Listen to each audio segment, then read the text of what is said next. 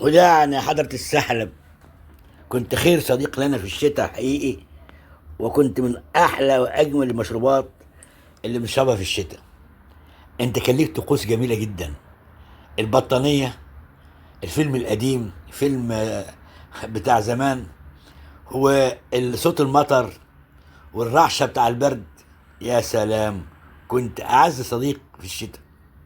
بس معلش يا صديقي، جاء الصيف بسخونته، اللي بيحتاج بقى شقة بطيخ ساقعة وحتة كانتالوب منعشة وكركديه ساقع. احنا هننتظرك ان شاء الله في الشتاء القادم. بس بنشكرك بصراحة، انت يعني كنت خير صديق لنا في الشتاء، واحنا قلوبنا بتشتاق ليك، وبنودعك ونقول لك مش هنسيبك، هنرجع لك تاني ان شاء الله. هنلتقي يا سحلب. تحياتي، وكل عام وحضرتك بخير وسعادة، وصيف سعيد على حضرتك وعلى أسرتك. شكرا.